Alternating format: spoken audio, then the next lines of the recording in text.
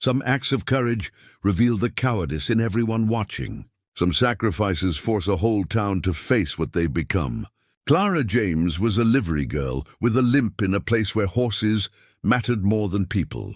When a stallion panicked at auction and a whip came down, she didn't hesitate. She stepped in, she took the blow, and it killed her. The next morning, the town gathered to judge what her life was worth. That's when Eli Mercer walked in, a poor cowboy with dust on his boots and grief in his face. He'd loved her when no one else saw her value. What truth could one man tell that would shake a town built on silence? Before we jump back in, tell us where you're tuning in from. And if this story touches you, make sure you're subscribed, because tomorrow I've saved something extra special for you. Brass Valley earned its name from the copper deposits that ran through the mountains, like veins of gold. But by 1891, it had become a town that measured everything in dollars and cents. The main street stretched wide and dusty between two rows of false-fronted buildings, their paint peeling in the harsh Montana sun. At one end stood the grand auction house, 3 stories of painted brick that Mayor Silas Cartwright had built with money from livestock commissions. At the other end, modest and plain, sat the livery stable where Clara James had spent the last 8 years of her life. She woke before dawn every morning, the same as she had since she was 17 years old. The small room above the stable smelled of hay and leather and the particular mustiness of old wood. Her father had built this room for her mother once, back when he'd been the town blacksmith and they'd had plans for a real house someday. Those plans died with him in a forge accident when Clara was 15, and her mother had followed him 6 months later. Consumed by grief and winter pneumonia, Clara dressed in the dark, pulling on the same worn trousers and flannel shirt she wore every day. Her hands moved automatically, buttoning, tucking, reaching for the leather gloves that sat on the small table beside her narrow bed. The gloves were stiff with age and work, molded to the shape of her hands after years of gripping reins and pitchforks and buckets. She pulled them on carefully, flexing her fingers until the leather gave way. The limp came from a riding accident when she was 12. Her father had been teaching her to break horses, something he said she had a natural gift for. The mare had been young and spirited, and Clara had been confident, maybe too confident. When the horse spooked and threw her, Clara landed wrong, her left leg twisted beneath her. The town doctor, such as he was, did what he could, but the leg healed crooked. She walked with a pronounced hitch now, her left foot turning slightly inward with each step. In Brass Valley, a woman with a limp and no family had limited prospects. Clara could have married, perhaps, if she'd been willing to settle for whatever man would have her. Widow Brennan at the general store had suggested it more than once, gently, meaning well. But Clara had watched her mother fade away when her father died, had seen how love could hollow a person out from the inside. She chose work instead. Hard work, honest work, the kind that left her too tired at night to dream much about what might have been.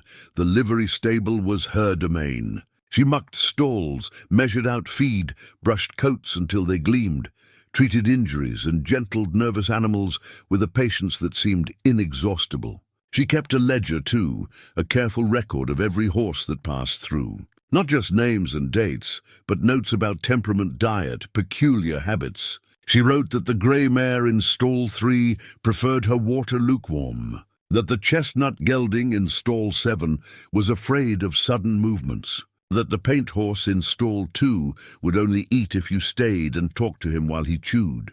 Nobody read the ledger but Clara, the stable owner.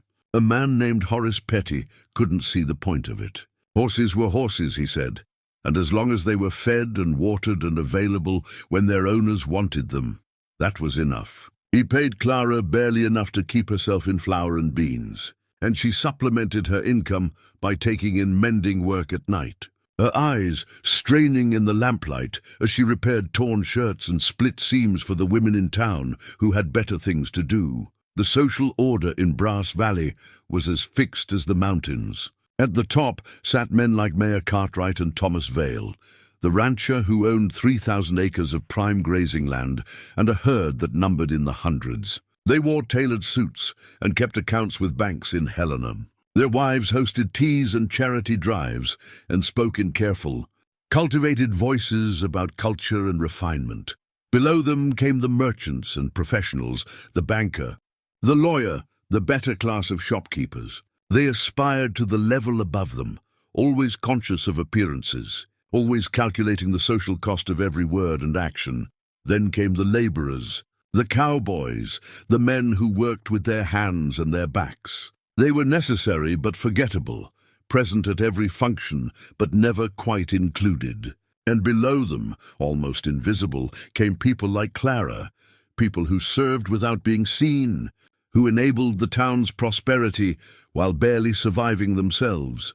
Eli Mercer arrived in Brass Valley on a Tuesday in late March, riding a tired horse and carrying everything he owned in a pair of worn saddlebags. He was 32 years old, though the lines around his eyes made him look older. He had the kind of face that revealed nothing unless he wanted it to, weathered and quiet, with dark eyes that seemed to be looking at something far away. He took work where he could find it. He mended fences for ranchers, loaded freight wagons at the train depot, helped build an addition onto the schoolhouse. He was stronger than he looked and reliable, showing up when he said he would and finishing what he started.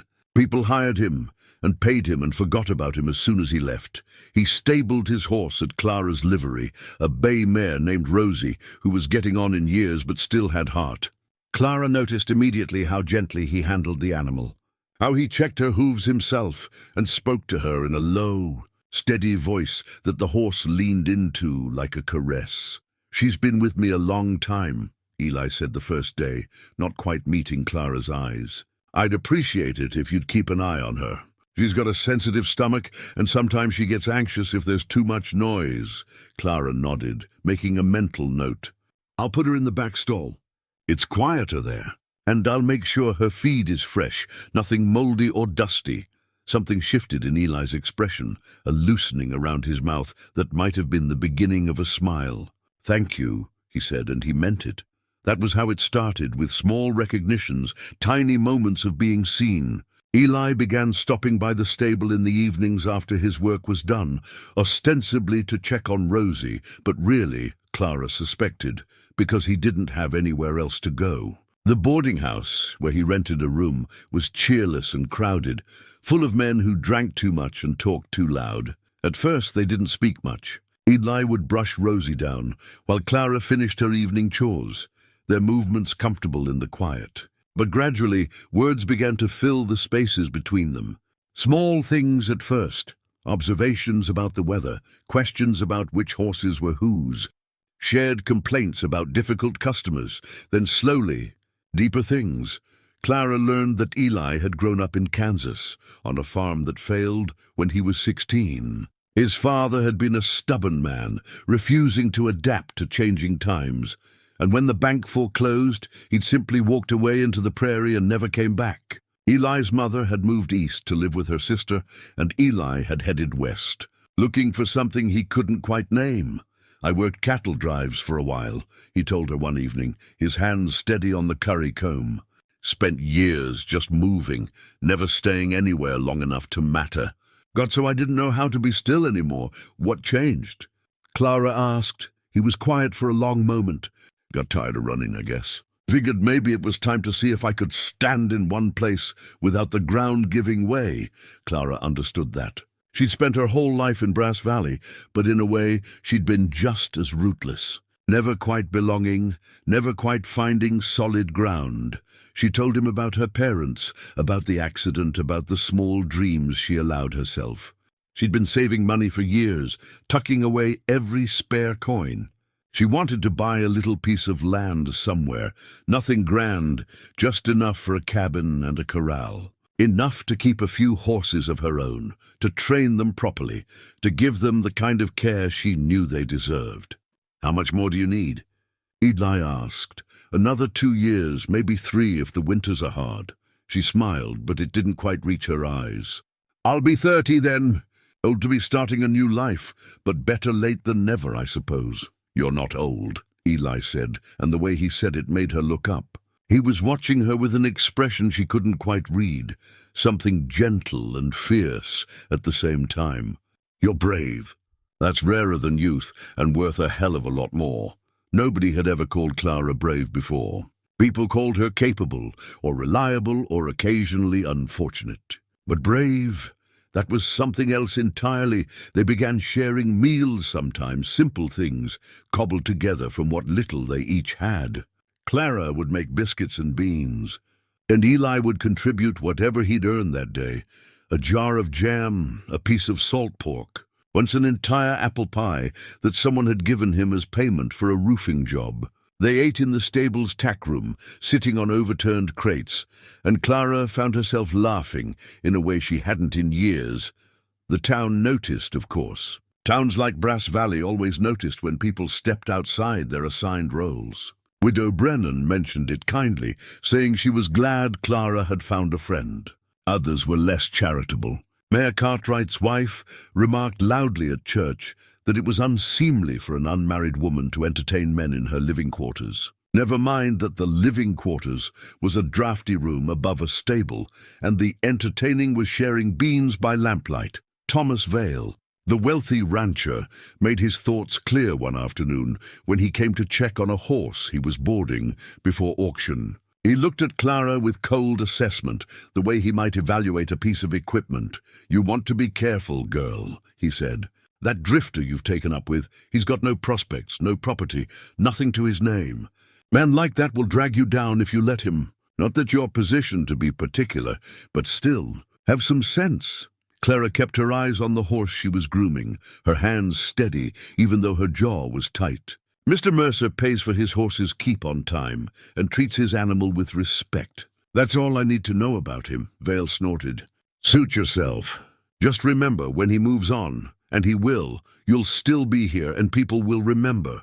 But Eli didn't move on. Spring turned to summer, and he was still there, still finding work, still stopping by the stable every evening. And Clara, who had learned not to hope for much, found herself hoping despite herself. She hoped that maybe, just maybe, she'd found someone who saw her not as the limping livery girl, but as Clara, just Clara, with all her bruised dreams and quiet strength. Someone who understood what it meant to be on the outside looking in. Someone who knew that worth wasn't measured in land deeds or bank accounts.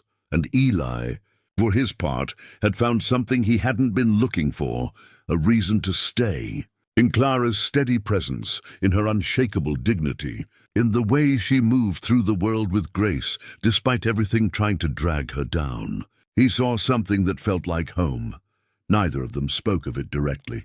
They were both too cautious for that, too aware of how fragile new things could be. But it was there, in the way Eli's hand would brush against hers when he handed her a tool, in the way Clara's face would soften when she heard his footsteps approaching, in the comfortable silence that wrapped around them like a blanket.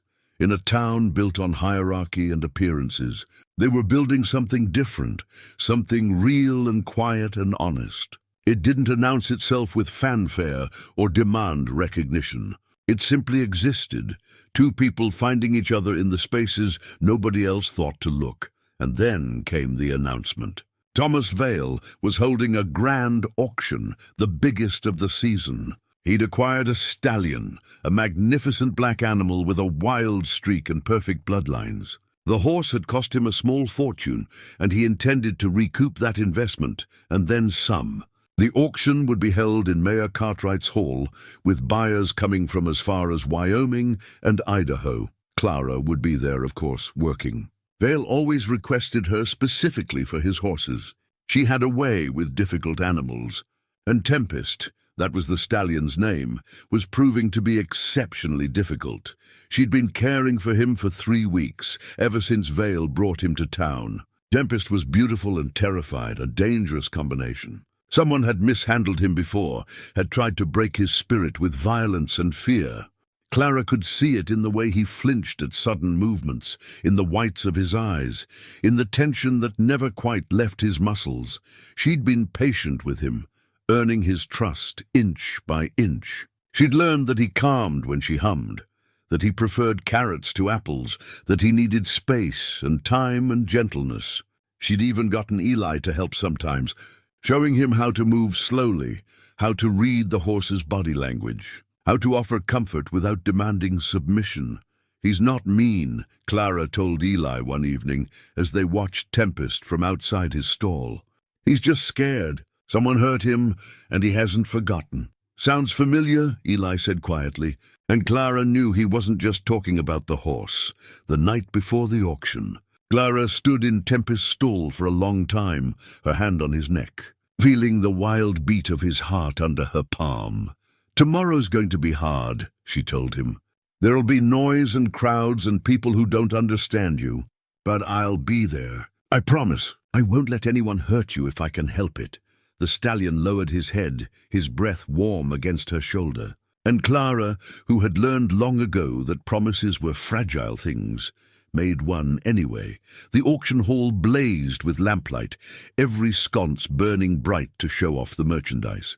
The crowd filled the wooden benches in rows, men in their best suits leaning forward with calculating eyes, discussing bloodlines and prospects in low, serious voices. The air smelled of pomade and cigar smoke and the particular tension that comes when money is about to change hands. Clara stood in the holding area behind the main floor, surrounded by horses and noise. Her job was to keep the animals calm, to bring them out when called, to make sure everything ran smoothly. She'd done this dozens of times before, but tonight felt different. Tonight, the tension in her shoulders wouldn't ease, and her stomach churned with an anxiety she couldn't name. Tempest was in the back stall, already agitated. The noise from the main hall filtered through, muffled but constant, voices raised in excitement, the auctioneer's rapid patter, the sharp crack of the gavel. Every sound made the stallion's ears flatten, his nostrils flare. Clara stayed close to him, one hand on his neck, humming the low tune that usually settled him. But nothing was usual about tonight. The energy was wrong, too loud, too bright, too much. "He's fine," Dutch Keller said, not bothering to look at her. Keller was Vale's head handler, a thick-shouldered man with small eyes and hands that were too rough with animals. He'd been drinking. Clara could smell it on him, and that worried her more than anything else. "Stop fussing over him like he's made of glass. He's a horse, and horses do what they're told. He needs time," Clara said, keeping her voice steady. "Maybe we should bring him out later, after Vale wants him shown first." "The star attraction? That's not changing." Keller moved closer to the stall, and Tempest immediately backed away, his head high, tension rippling through every muscle. "See, he's already wound up because you've been coddling him. Horse needs to learn who's in charge." Clara bit back the response rising in her throat. Arguing with Keller was pointless. She'd tried before, and he'd only gotten meaner, taking his irritation out on whatever animal was nearest. The auctioneer's voice rose in the main hall, announcing the evening's premier offering. The crowd's murmur intensified, excited. Clara heard Vale's name, heard Tempest's bloodlines recited like a prayer, heard the promise of exceptional offspring and guaranteed profits. "That's our cue," Keller said, reaching for the stall door. "Get him bridled." Clara moved carefully, speaking to Tempest in low, soothing tones. The stallion's eyes rolled white, but he allowed her to slip the bridle on, his trust in her just barely overriding his fear. She kept one hand on his neck as Keller attached the lead rope, not gently, jerking it to assert dominance. Tempest reared slightly, and Keller yanked hard. "None of that," he snapped. "Please," Clara said, "let me lead him out. He knows me. He'll be calmer. Your job is to stay back here and keep the others quiet. Now move aside." She had no choice. Keller led Tempest toward the main hall, and Clara followed at a distance, her limp more pronounced as she hurried to keep up. She could see the stallion's muscles bunching, could read every signal his body was sending. He was terrified, on the edge of panic, and being pulled into the worst possible situation. The main hall was even louder than she'd imagined. The crowd was packed in tight, bodies pressed together, all eyes on the front where Tempest entered under the bright lights. The stallion stopped, overwhelmed, his head high and nostrils wide. Vale was there, standing beside the auctioneer's podium, a smile of satisfaction on his face. This was his moment, his prize animal about to make him wealthy. He'd invited buyers from across the territory, had built up anticipation for weeks. Everything was perfect, except for the terrified animal at the center of it all. "Magnificent specimen," the auctioneer was saying, gesturing broadly. "Bloodlines tracing back to the finest Arabian stock, proven stamina, exceptional conformation. Gentlemen, we'll start the bidding at Tempest reared. It happened fast." Someone in the front row moved suddenly, and the motion combined with the noise and light and the tight grip on his bridle sent the stallion into full panic. He came down hard, hooves striking the wooden floor like thunder, and the crowd gasped as one. Keller yanked the lead rope, trying to force him down, but that only made it worse. Tempest reared again, higher this time, a scream of pure terror coming from deep in his chest. People in the front rows scrambled back, benches toppling, men shouting, "Control that animal!" Vale's voice cut through the chaos, sharp with fury. Keller was cursing, fighting the lead rope. Tempest twisted, nearly pulling free, and for a moment Clara thought he might break loose entirely, might charge into the crowd and hurt someone. She moved forward without thinking, her instinct to protect overriding everything else. "Easy, easy," she called. But her voice was lost in the noise. Then Keller reached for his whip. It was a heavy thing, braided leather with a weighted handle, designed to inflict pain and enforce obedience. Clara had seen him use it before, had argued against it uselessly. Vale believed in control through force, and Keller was happy to oblige.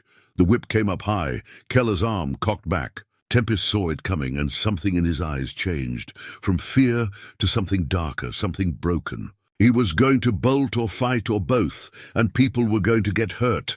Clara didn't make a decision. Decision implies thought, weighing options, considering consequences. What she did was pure instinct, the same instinct that had made her step between injured animals and harm her whole life. She pushed forward, her bad leg nearly giving out as she lunged. She got between Keller and Tempest just as the whip came down. The sound was like a gunshot. The weighted leather struck her across the upper back and neck, the force of it driving her to her knees. She heard someone scream, maybe her, maybe someone in the crowd. And then the pain hit, a white-hot line of agony that stole her breath. The room went strange and distant. She could hear Tempest, his hooves clattering as he backed away, no longer the target. She could hear voices, many voices, but they sounded like they were coming from underwater. Strong hands caught her as she fell. She knew those hands, knew the calluses and the gentleness, even through the gloves he wore. "Clara." Eli's voice, rough with panic. "Clara, stay with me." She tried to speak, but her throat wouldn't work right. Everything was getting dim around the edges, grey fog creeping in. She could see Eli's face above her, see the fear there, the way his jaw was clenched tight. The whip had caught her at the base of her skull, the weighted end striking with enough force to fracture bone. She didn't know that, didn't understand the mechanics of her own death. She only knew that she was cold, so cold, and that Eli was there, holding her like she was something precious. People were gathering around now, a circle of faces looking down. But they kept their distance, as if death might be contagious. Keller had dropped the whip, his face pale, backing away. Vale was saying something about accidents, his voice sharp and defensive. Clara focused on Eli. His eyes were wet, she realized. She'd never seen him cry. "Don't," she tried to say. "Don't." "Shh," he said, one hand cradling her head so carefully. "Don't try to talk. Someone's getting the doctor." But they both knew it was too late. Clara had seen enough injuries, both animal and human, to recognize when damage couldn't be undone. She could feel her body shutting down, systems failing one by one, the cold spreading from her extremities inward. She managed to lift one hand, shaking, and Eli caught it, pressed it between both of his. "Eli," she whispered, forcing the words out. "Promise me. Anything. Don't let them—" She had to stop, had to gather what little breath she had left. "Don't let them forget why." He understood, even through his grief. Understood that she was asking him to make her death mean something, to not let the town sweep this under the rug, like they swept away everything uncomfortable and inconvenient. "I promise," he said. And she believed him. Tempest was quiet now, standing a few feet away, his head lowered, watching. Clara's last coherent thought was relief that he was safe, that at least this one thing had worked. Then the grey fog closed in completely, and Clara James died on the floor of the auction hall, cradled in the arms of the only person who had ever truly seen her. The room stayed silent for a long moment after her last breath left. Then, like a spell breaking, people began to move, to talk, to look away. Keller was escorted out by the sheriff, still muttering about accidents and how it wasn't his fault. Vale was talking to the auctioneer about rescheduling. The crowd dispersed quickly, eager to escape the uncomfortable reminder of mortality.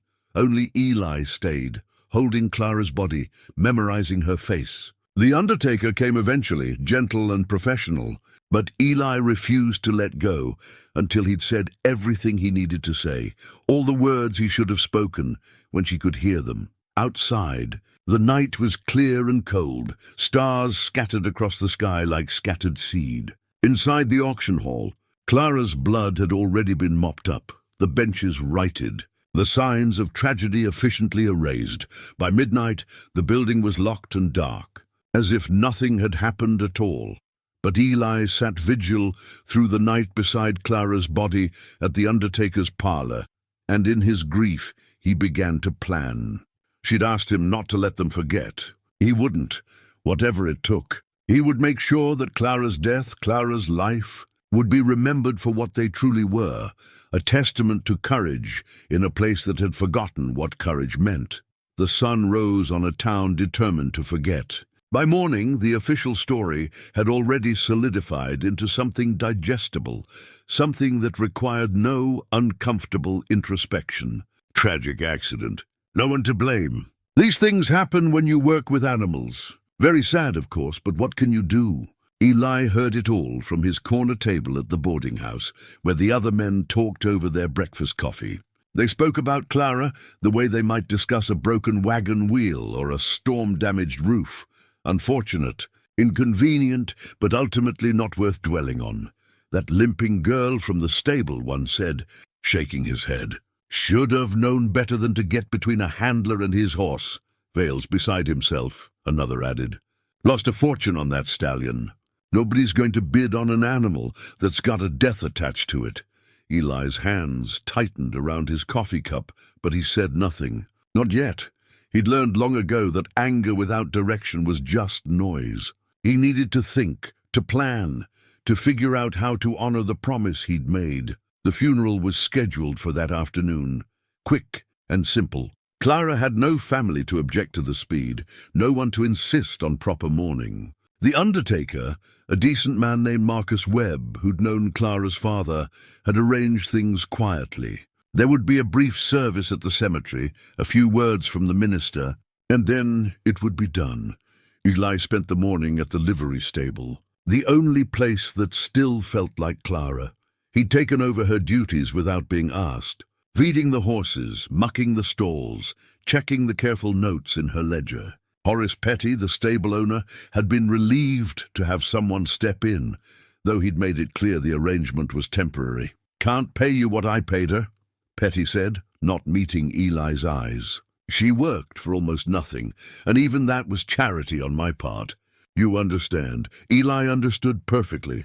He understood that Clara had been undervalued, underpaid, and underappreciated her entire life. He understood that the only thing cheaper than her labor had been the town's estimation of her worth.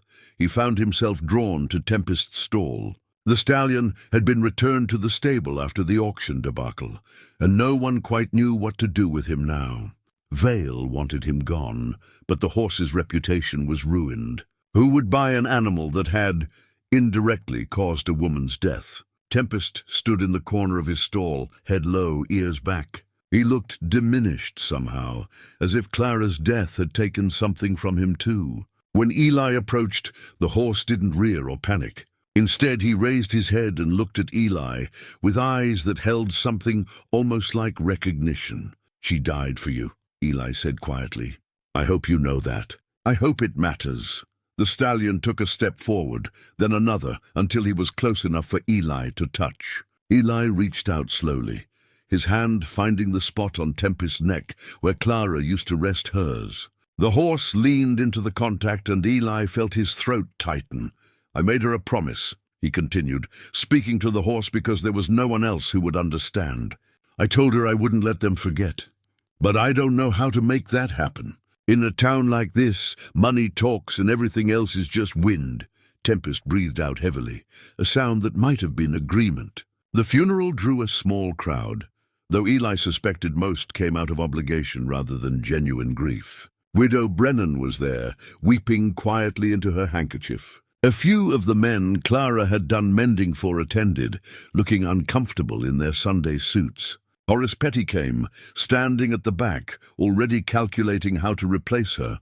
Mayor Cartwright and his wife made an appearance, which lent the proceedings an air of official acknowledgement. Vale was notably absent, which everyone pretended not to notice. The minister gave a generic sermon about God's mysterious ways and eternal rest, never once mentioning Clara's name or anything specific about her life. Eli stood beside the grave, watching the plain pine coffin being lowered into the earth. He thought about everything Clara had told him over their months of quiet conversations, her dreams of land and horses, her pride in her work, her determination to build something worthwhile despite everything stacked against her. All of that was going into the ground now, disappearing as if it had never existed. As the first shovel of dirt hit the coffin, Widow Brennan approached him. Her face was kind, worn by years of her own struggles. "She cared for you," the widow said softly.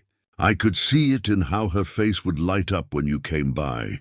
That's worth something, Mr. Mercer. In a hard life, that's worth a great deal." "It should have been worth more than this," Eli replied, gesturing at the sparse gathering, the hasty funeral. "The sense of everyone wanting to be done and gone." "Yes," Widow Brennan agreed. "It should have been. But that's the way of this town, I'm afraid. The way of most towns, if we're being honest. People look after their own interests and justify whatever they need to justify." "There's going to be a town meeting tomorrow," Eli said. "I heard Cartwright announcing it this morning.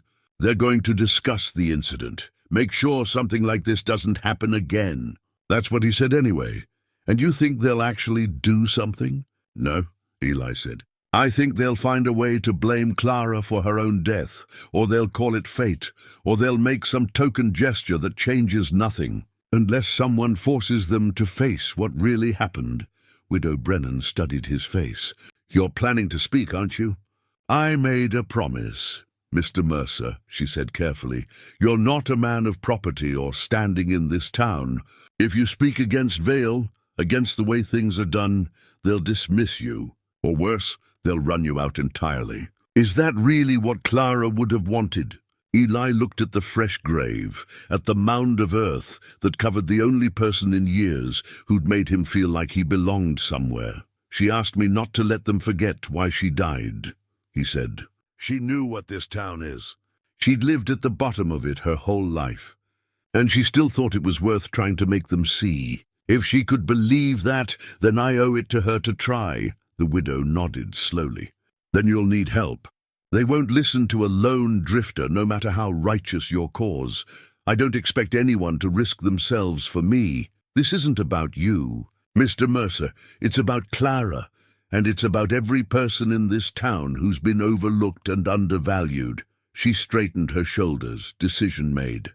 "I'll speak if you do. I'll tell them about the kind of woman Clara was, about her dignity and her work. It won't be much, but it's something." Eli felt a flicker of something he'd almost forgotten, hope. "Small and fragile, but real. Thank you," he said. Others approached as the funeral concluded. A few of the women who'd known Clara from church, speaking in hushed voices about how they'd always thought she was kind. One of the men who'd worked with Clara's father at the forge, saying he remembered her as a little girl, bright and fearless before the accident. They were small testimonies, late and insufficient, but Eli catalogued each one. Every voice would matter tomorrow.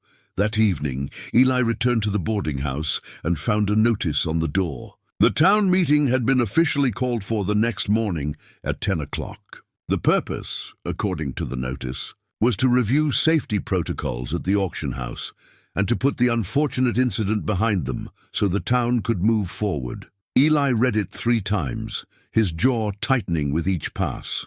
They'd already decided the outcome.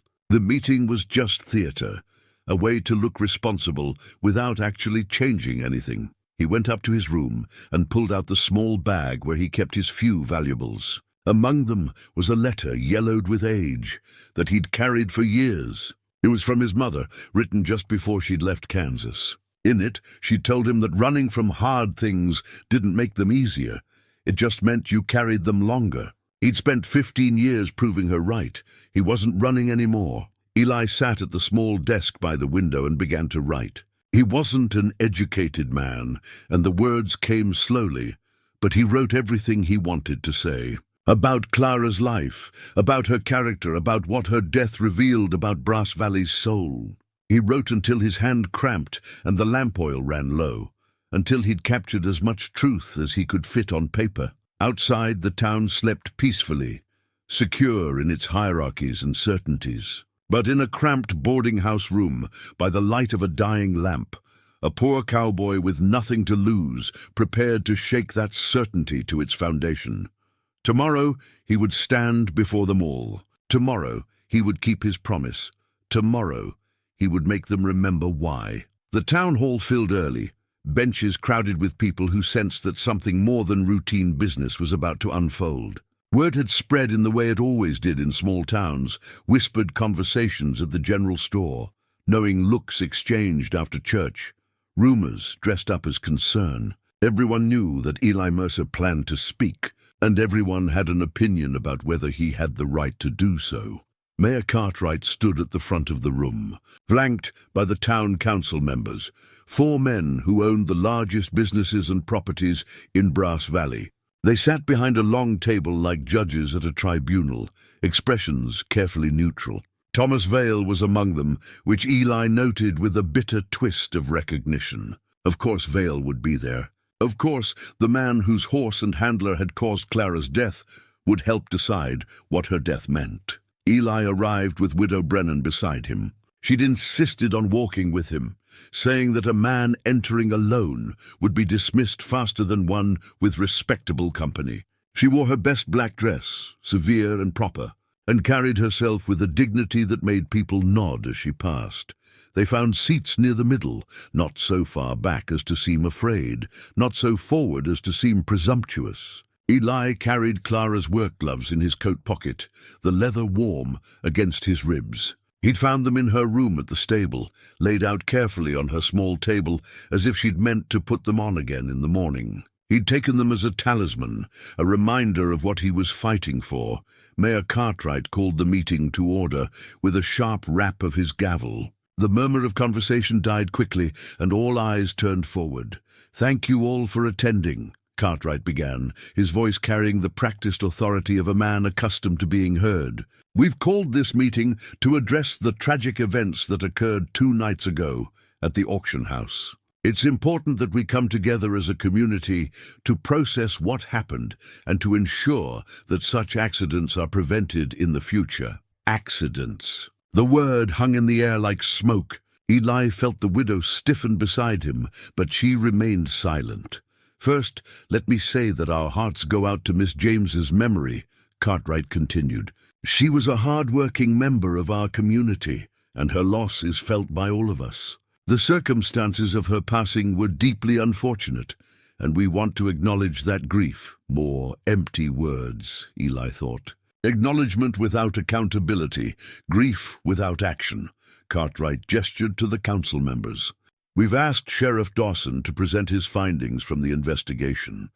Sheriff, a heavy-set man with graying mustaches, stood, pulling a small notebook from his vest pocket. Sheriff Dawson was known as a fair man within his limits, but his limits were defined by who paid his salary and who he had to live alongside after the dust settled. After interviewing witnesses and examining the scene, Dawson began, reading from his notes in a monotone. "I've concluded that Miss Clara James's death was the result of an unfortunate accident. The horse in question, a stallion named Tempest, became agitated during the auction proceedings. In the chaos that followed, Miss James attempted to intervene and was struck by Mr. Keller's whip, which he was wielding in an attempt to control the animal. There was no intent to harm Miss James. Mr. Keller has expressed deep remorse for what occurred. Where is Keller? Someone called from the back of the room. Mr. Keller has left Brass Valley, Cartwright interjected smoothly. Given the traumatic nature of the incident, he felt it best to seek employment elsewhere. We respect his decision and wish him well. Of course, Eli thought. Send the man away before anyone can ask him difficult questions. Tidy and convenient. As for preventive measures, Cartwright continued, we propose implementing new safety protocols for future auctions. All animals will be thoroughly assessed for temperament before being presented. Additional handlers will be present to manage any difficulties, and audience members will be kept at a greater distance from the animals. These measures should ensure that nothing like this happens again. It sounded reasonable. That was the trick of it. Make it sound like you were doing something substantive, when really you were just adding procedures that changed nothing fundamental. The same animals would still be mistreated. The same handlers would still use violence as their first tool. The same people would still care more about profit than about the creatures or the workers who served them. Now, Cartwright said, consulting a paper before him, we'll open the floor to community input. Anyone who wishes to speak should come forward and state their name for the record. The room remained quiet for a long moment. People shifted in their seats, avoiding eye contact with Eli.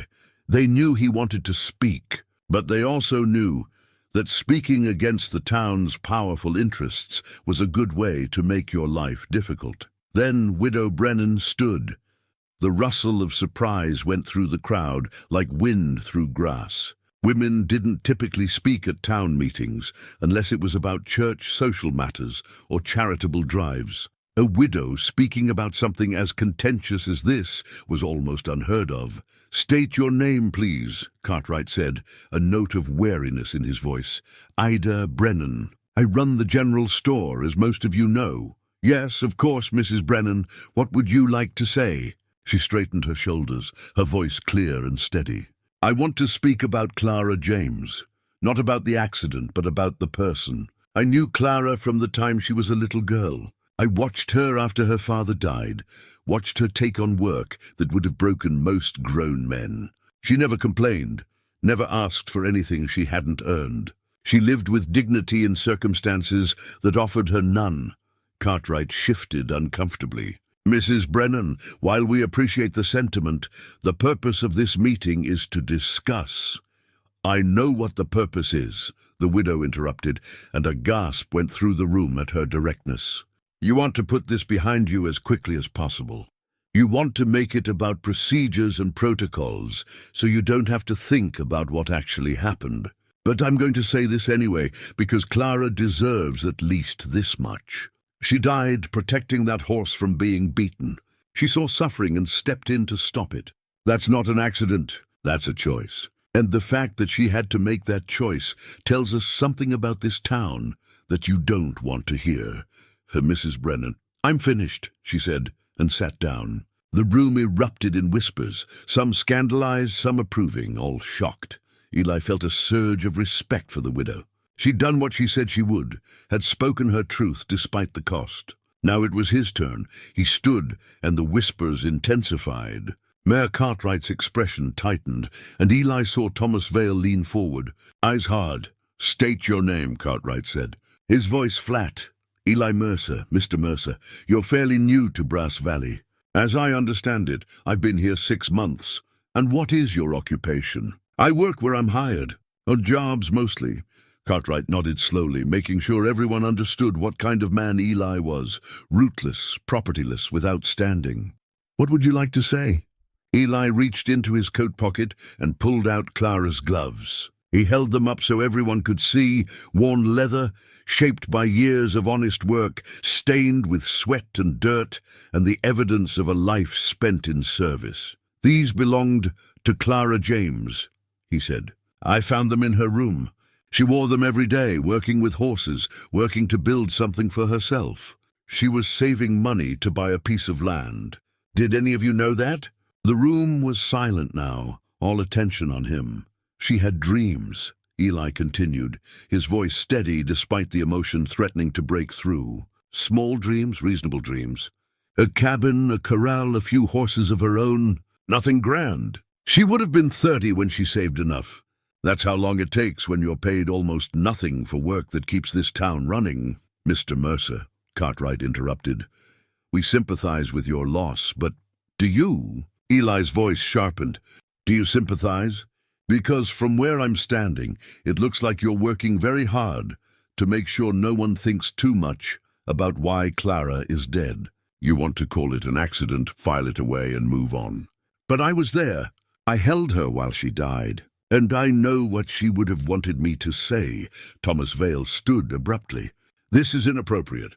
This man has no right to turn a safety discussion into some kind of personal grievance. He was involved with the deceased, and his judgment is clearly clouded by emotion. Emotion. Eli turned to face Vale directly. You mean grief, anger? The belief that a human life should matter. If that's clouded judgment, then guilty as charged. Mr. Mercer, Cartwright's voice held warning now. You need to control your tone. This is a civil proceeding. Clara was civil, Eli said, turning back to the mayor. She was polite and hard-working and never caused anyone a moment of trouble. She asked for nothing except to be allowed to work and to be treated with basic human decency. And when she saw your man about to beat a terrified animal, she stepped in.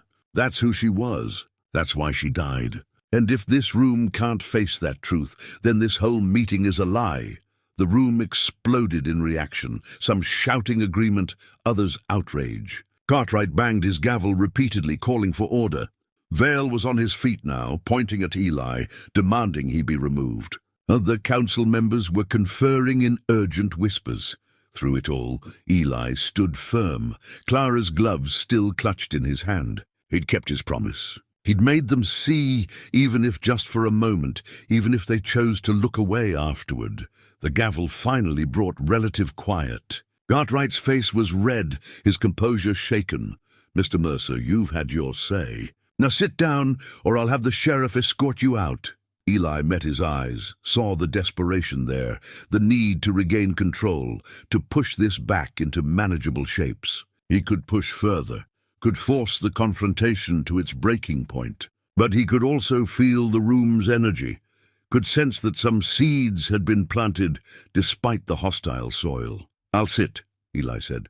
But before I do, I want you all to remember something. Clara didn't have property or money or connections. All she had was courage and dignity. And when the moment came, that was enough to make her step between violence and an innocent creature. How many people in this room can say they'd do the same? He sat down beside Widow Brennan, his heart pounding.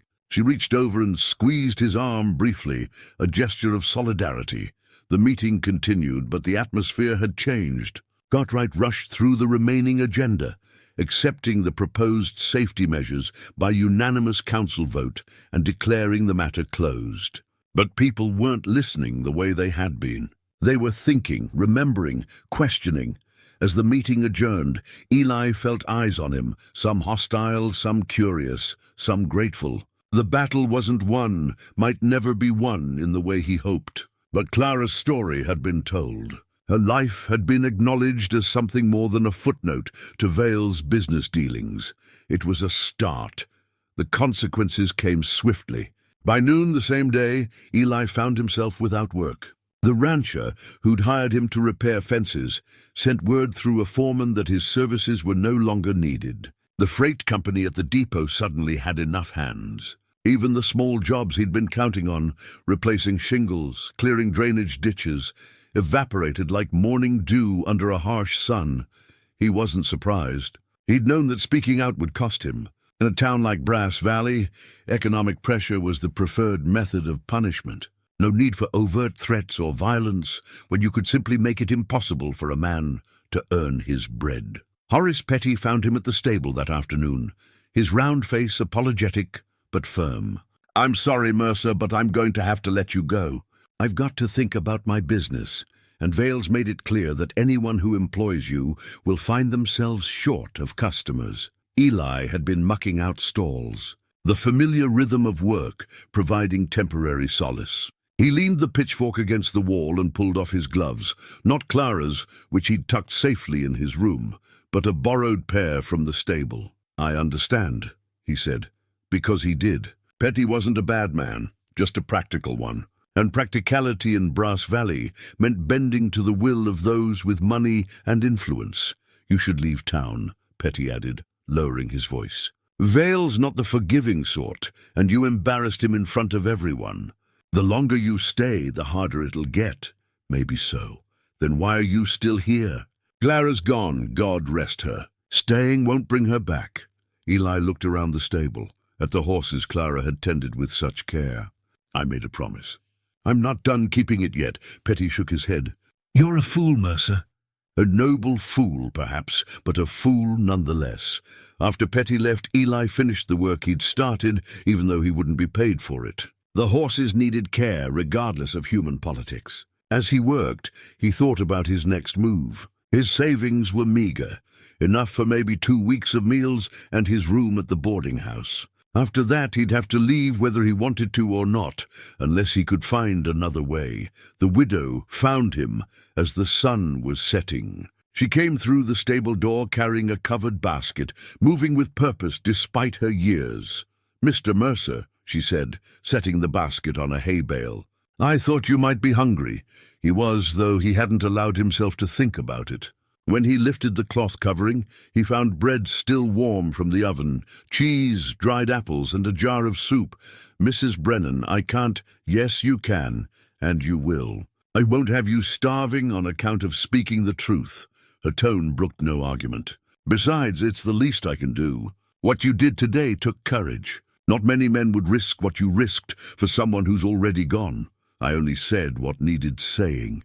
That's never only anything." She settled herself on the hay bale, her expression thoughtful. "You've stirred something up in this town, Mr. Mercer. People are talking. Not all of them are happy about it, but they're talking. That's more than we had yesterday." Eli unpacked the food, his stomach reminding him how long it had been since his last meal. "Talking doesn't change much if nobody acts on it. Don't be so sure. Change starts with people seeing things differently. You made them see Clara differently today. You made them see themselves differently too. That's not nothing." They were quiet for a moment, the stable filled with the soft sounds of horses settling for the night. Then the widow spoke again, her voice lower. "There are others who feel the way we do. People who've been overlooked, underpaid, treated as if their labor doesn't deserve basic dignity. They've been watching what's happened with Clara and now with you. Some of them want to help, but they're afraid. They have families to feed, businesses that can be ruined with a word from the right person. I wouldn't ask anyone to risk themselves for me."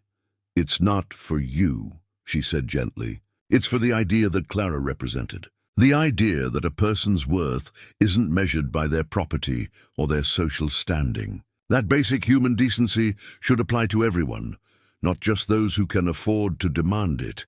Eli ate slowly, thinking about her words. He'd spent so many years drifting, never staying long enough to care about the systems and hierarchies that governed places. But Clara had made him care.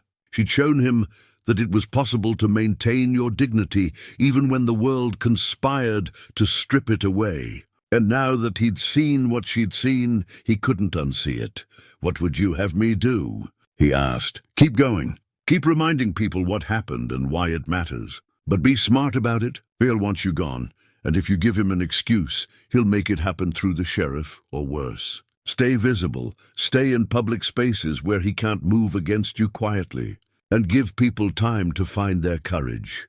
I've got maybe 2 weeks before I run out of money." The widow reached into her apron pocket and pulled out a small leather purse. "This should help. Mrs. Brennan, I can't take your money. It's not charity. It's investment. I'm investing in the possibility that this town can be better than it has been."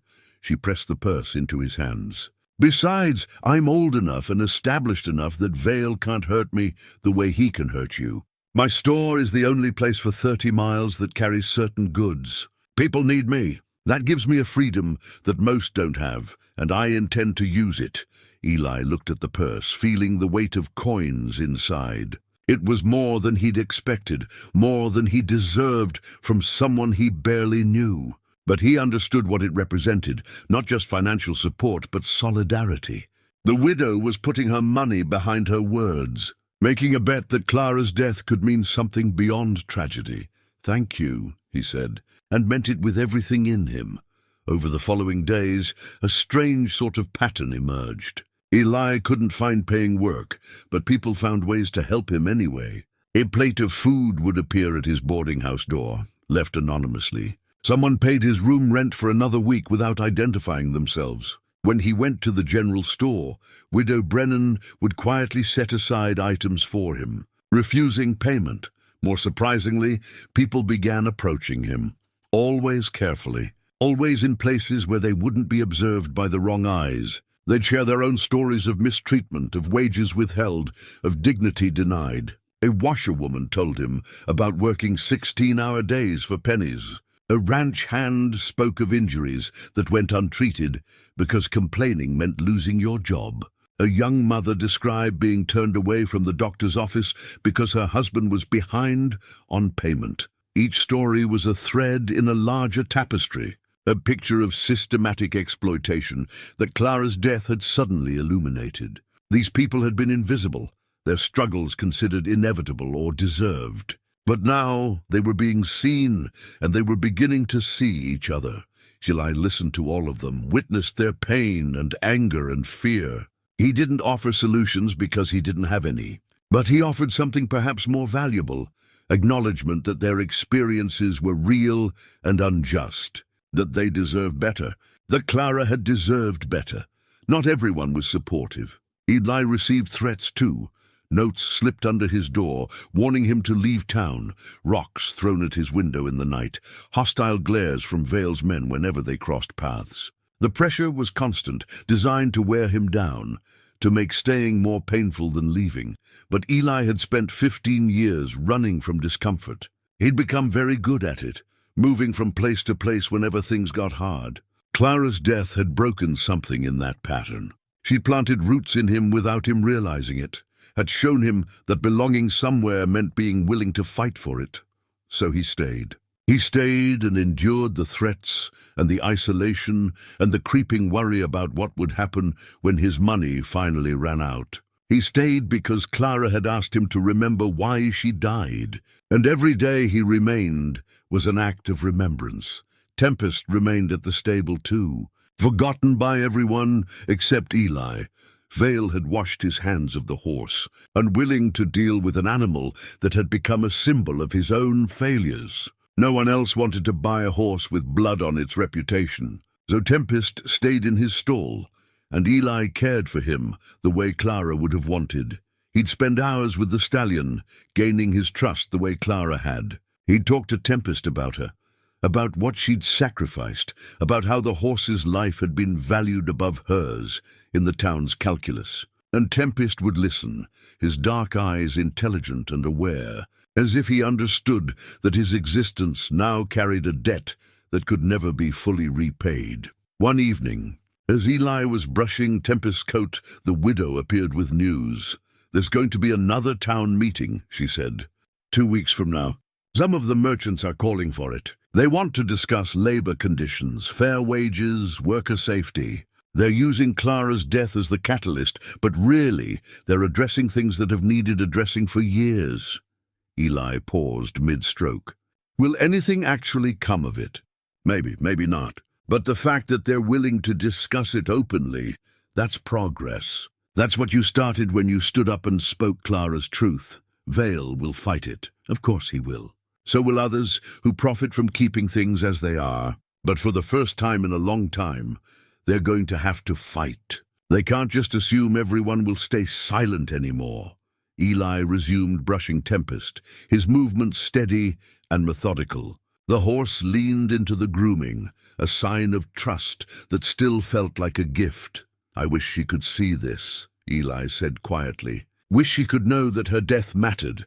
"Maybe she does," the widow replied. "I'm not much for religious sentiment, but I believe in the continuity of things. Actions ripple outward, touching lives we'll never see. Clara's actions certainly have. And so have yours, Mr. Mercer. Whatever happens next, remember that." Thomas Vale was not a man accustomed to losing control of his town. For 20 years, he'd shaped Brass Valley to serve his interests, building alliances, buying loyalties, ensuring that every decision of consequence went his way. The challenge Eli Mercer represented wasn't just about one poor cowboy's crusade. It was about the precedent it set. If people began questioning authority, demanding fair treatment, insisting that workers deserved dignity, then the entire structure Vale had built would crack. He couldn't allow that. The campaign against Eli intensified. Vale's men made it known in every saloon and shop that anyone seen helping Mercer would face consequences. Business relationships that had stood for years suddenly became conditional. A merchant who'd privately expressed sympathy for Clara found his credit at the bank abruptly revoked. A ranch hand who'd spoken to Eli about working conditions was fired without explanation. The message was clear. Solidarity had a price, and most people couldn't afford to pay it. Eli felt the noose tightening. His room at the boarding house remained paid for, thanks to anonymous support that he suspected came from the widow and others like her. But he could see the fear growing in people's eyes when they saw him. They'd cross the street to avoid conversation, would duck into stores when he approached. He was becoming a pariah, his presence a reminder of uncomfortable truths that most preferred to ignore. Only a core group remained openly supportive. Widow Brennan continued to supply him with food and occasional funds, her position in the community providing some protection. A few laborers, those with little left to lose, still sought him out with their stories. And Marcus Webb, the undertaker, offered Eli work, helping to maintain the cemetery, one of the few jobs in town that Vale's influence couldn't touch. Death made even the powerful uncomfortable, and they stayed away from those who handled its aftermath. Eli took the work gratefully. It paid little, but it gave him purpose and kept him visible. He tended graves, repaired fences around the cemetery, carved simple headstones for those who couldn't afford elaborate markers. And every day he spent time at Clara's grave, keeping it clean, placing wildflowers when he found them, talking to her about what was happening. "You started something," he'd say, sitting beside the simple wooden cross that marked her resting place. "People are scared, but they're also awake. That has to count for something." The wind would move through the grass, and Eli would imagine it was Clara's response. Gentle and persistent like she'd been, the upcoming town meeting loomed large in everyone's thoughts. Vale knew he had to control the narrative before it spiraled further. He called in favors, made promises, applied pressure to the town council. When Mayor Cartwright seemed to waver, showing signs of actually wanting to address worker concerns, Vale reminded him of certain financial arrangements that wouldn't survive public scrutiny. Cartwright fell back in line, but Vale made a critical miscalculation. He assumed that fear alone would keep people silent, that economic pressure would shatter any organized resistance. What he failed to understand was that Clara's death had fundamentally changed something in how people saw themselves and each other. Martyrdom, even unintentional martyrdom, had a way of crystallizing purpose. The resistance, such as it was, began meeting quietly, not in any organized fashion that could be easily suppressed, but in small gatherings that looked like social occasions. Women would gather for quilting circles and discuss labor conditions. Men would share whiskey behind the feed store and talk about fair wages. The conversations were careful, coded, but they were happening. Eli wasn't always included. His presence attracted too much attention, but the widow kept him informed. She'd become something of a coordinator, using her social position and her store as neutral ground where information could be exchanged. "There's going to be a petition," she told Eli one evening, visiting him at the cemetery where he was repairing a fallen headstone. "Several of the merchants are drafting it. They're calling for specific reforms, set minimum wages, safety requirements for dangerous work, the right to organize without retaliation. They'll present it at the meeting." Eli set down his hammer, considering. "Vale will never accept it. He doesn't have to accept it. The territorial governor does. They're going over Cartwright's head, appealing to Helena directly. It's a long shot, but it's something." Vale will destroy anyone who signs that petition. Maybe, the widow acknowledged. Or maybe there will be enough signatures that he can't destroy them all. Safety in numbers. That's what we're betting on. It was a fragile hope, built on the possibility that collective action could withstand individual reprisal. Eli wanted to believe it could work, but he'd seen too much of the world to be naive about power dynamics. "What do you need from me?" he asked. "Just keep being visible. Keep reminding people why they're doing this. You're the symbol now, whether you want it to be or not. As long as you're still here, still standing, people believe change might be possible." The weight of that responsibility settled on Eli's shoulders. He'd never asked to be anyone's symbol. He'd only wanted to honor Clara's memory, to keep the promise he'd made to a dying woman. But intentions didn't dictate outcomes, and he'd somehow become the focal point of something larger than himself. That night, Eli was awakened by smoke. He came alert instantly, the old instincts from dangerous years flooding back. The boarding house hallway was thick with it, grey tendrils seeping under his door. He could hear shouting, panicked footsteps, the crackle of flames somewhere below. He grabbed his boots and coat, snatched up the few possessions that mattered: Clara's gloves, his mother's letter, the notes people had given him with their stories, and headed for the stairs. Other residents were already fleeing, coughing, stumbling in their nightclothes. The fire had started on the ground floor, and it was spreading fast. Outside, the night was chaos. The boarding house blazed like a torch, flames climbing the dry wooden walls with terrifying speed. Bucket brigades were forming, but everyone could see it was hopeless. The building was lost. Eli watched it burn, his possessions clutched to his chest.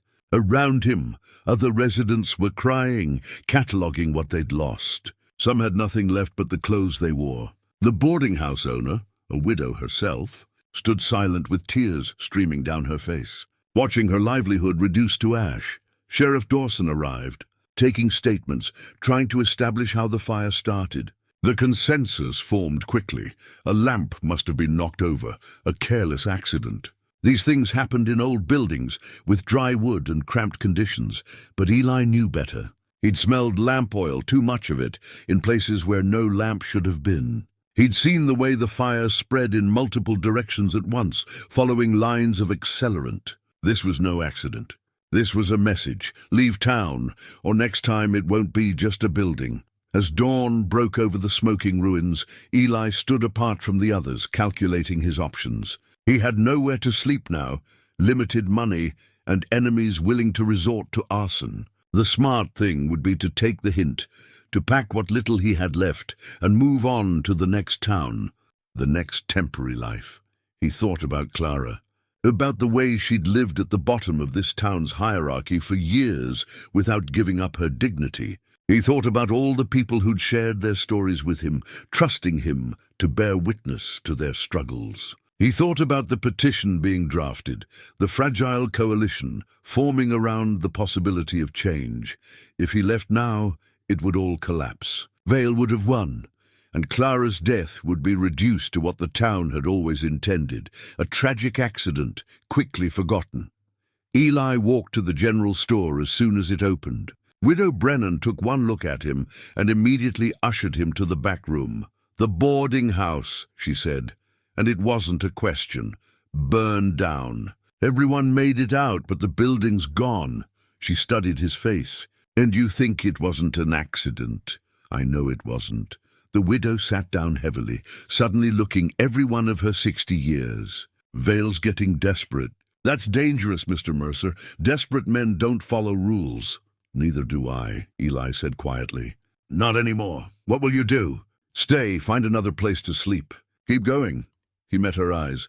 "I'm not giving him what he wants, even if it costs you your life." "Clara gave hers for a horse. Seems to me I can risk mine for something more." The widow stood and went to a cabinet, pulling out a key. "There's a storage room behind the store. It's not much, just a space where I keep extra inventory, but there's enough room for a bedroll. You can stay there for now. Come and go through the back door, and try not to let people see you. The less visible you are to Vale's men, the safer you'll be. Eli took the key, touched by the offer and the risk it represented. "You could lose your store for this." "I'm old, Mr. Mercer. At a certain age, you realize that some things matter more than security. Besides, my husband didn't build this store just to have it serve the comfortable and powerful. If I can't use what I have to help someone in need, then what was the point of having it?" That evening, Eli moved his meager possessions into the storage room. It was cramped and windowless, smelling of flour and dried goods, but it was shelter. As he arranged his bedroll among the boxes and barrels, he thought about the narrowing path ahead of him. Vale had escalated. The next move might be worse than arson, but Eli had made his choice, and he'd stick to it. 2 weeks until the town meeting. 2 weeks to hold on, to keep the fragile coalition together, to honor Clara's memory by refusing to be erased. He pulled out her gloves, running his fingers over the worn leather. In the dim light of the single lamp, he made a new promise, not just to remember her, but to ensure that her sacrifice would be the beginning of change, not the end of hope. Outside, Brass Valley settled into uneasy night, a town on the edge of transformation or tragedy, and nobody quite sure which way the scales would tip. The discovery came by accident, which seemed fitting. Eli was helping the widow reorganize the storage room, moving boxes to make better use of the space, when he knocked over a crate of old ledgers. They tumbled across the floor, spilling pages and loose documents, and as he gathered them up, he noticed handwriting he recognized. Clara's handwriting. He froze, a page halfway to the crate. The widow noticed his stillness and came closer. "What is it?" "These are Clara's notes," Eli said, leafing through the papers with increasing urgency. "How did they end up here?" The widow thought for a moment. "Oh, that's right. Clara came by about 2 months ago, asked if I could store some papers for her. She said her room above the stable wasn't secure, that she wanted to keep them somewhere safe. I didn't think much of it at the time, just put them with my business records and forgot about them." Eli spread the papers out, his heart racing. There were dozens of them, maybe more, detailed accounts of incidents at the stable and auction house, dated entries describing specific acts of animal abuse, names of handlers who'd used excessive violence, notes about horses that had been injured or died due to mistreatment. It was methodical, comprehensive, damning, but there was more. Mixed in with the documentation were letters, drafts of correspondence Clara had been preparing. One was addressed to the Territorial Governor's Office in Helena, another to the Humane Society, a third to a newspaper in Butte. Eli read them with growing understanding. Clara had been building a case.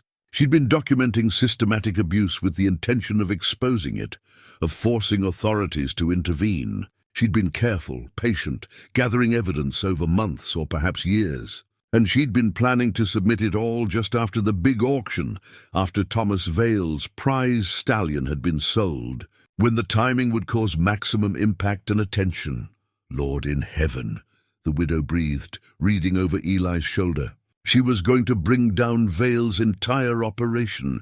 Did she tell you what she was planning?" "No. She just asked me to keep the papers safe, said she'd come for them when the time was right." The widow's voice cracked. "The time never came." Eli continued reading, his hands shaking now. One entry from 3 weeks before Clara's death stood out.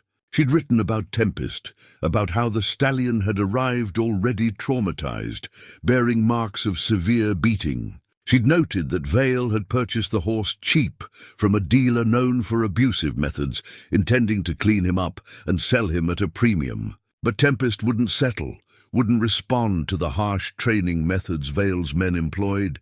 Then Clara wrote something that made Eli's blood run cold. "Vale came to the stable today. Told me if I couldn't make Tempest suitable for auction, he'd have to employ more forceful methods." I asked what he meant. He said sometimes an animal needs to be broken completely before it can be rebuilt. I told him Tempest doesn't need breaking, he needs healing. Vale laughed, said healing doesn't generate profit. He wants the horse presentable for auction in 3 weeks, whatever it takes. I'm worried about what whatever it takes means. Eli read the entry again, then shuffled through the remaining papers. Another entry, dated 1 week before the auction. Dutch Keller has been working with Tempest. The methods he uses are cruel. I've tried to intervene, but I'm being shut out more and more. They bring the horse out when I'm not there, work him until he's too exhausted to resist. Yesterday I saw welts across his flanks. When I confronted Keller, he told me to mind my business. Said Vale had given him authority over all auction horses. I feel helpless. I'm documenting everything, but will it be enough? Will anyone care about what happens to animals nobody sees as more than property? The final entry was dated 2 days before Clara died. I can't wait any longer. I'm going to submit my documentation after the auction, regardless of what happens with Tempest. Too many horses have suffered. If I don't act now, I'm complicit in the ongoing abuse. I know there will be consequences. Vale will be furious. I could lose my job, my room, everything I've worked for. But Clara's father used to say that a person's character is measured by what they do when doing the right thing costs them something. I've been quiet too long. No more. Eli set the papers down, his mind racing. This changed everything. Clara hadn't just happened to be in the wrong place at the wrong time. She'd been actively threatening Vale's business, his reputation, his entire way of operating. She'd been gathering evidence to expose systematic cruelty, and she'd been prepared to sacrifice her livelihood to do it, and Vale had known. The widow must have realized what Eli was thinking because her face went pale. You think he orchestrated her death? I think he knew she was a threat. I think he knew she was planning to expose him. And I think he made sure she was working the auction that night, handling the most volatile horse, with his most brutal handler in charge. Eli's voice was hard. Maybe he didn't plan for her to die. Maybe he just wanted her discredited, injured, frightened into silence. But either way, this wasn't the simple accident they claimed. We need to take this to the sheriff. Dawson. Eli shook his head. He's in Vale's pocket. He'd find a way to dismiss it, or make it disappear. No, we need to do what Clara planned. Go over their heads. Submit this to Helena, to the territorial authorities, to anyone who'll listen. The widow gathered the papers carefully, her hands trembling slightly. This is dangerous, Mr. Mercer. If Vale finds out you have these, he probably already suspects. Why else would he be escalating? He must have realized Clara had documentation somewhere, must have been searching for it. When he couldn't find it, he decided to drive me out before I could discover what she'd hidden. They sat in silence for a moment, surrounded by evidence of Clara's courage and Vale's cruelty. Eli felt the full weight of what Clara had been carrying, the knowledge of systematic abuse, the decision to act despite the cost, the isolation of fighting alone against entrenched power. She never told me, Eli said quietly. She never said a word about any of this. She was protecting you, the widow replied. If you'd known, you'd have been complicit in her plans. Vale could have targeted you even before she acted. By keeping it secret, she kept you safe. Safe, Eli repeated bitterly. I was safe while she was planning to destroy her whole life for the sake of animals that most people see as livestock. Not just animals, the widow corrected gently. She was fighting for the principle that cruelty is wrong, regardless of who or what it's directed toward. That power doesn't grant permission to abuse. That's always been about more than horses, Mr. Mercer. It's about the kind of community we are, the values we actually hold when tested.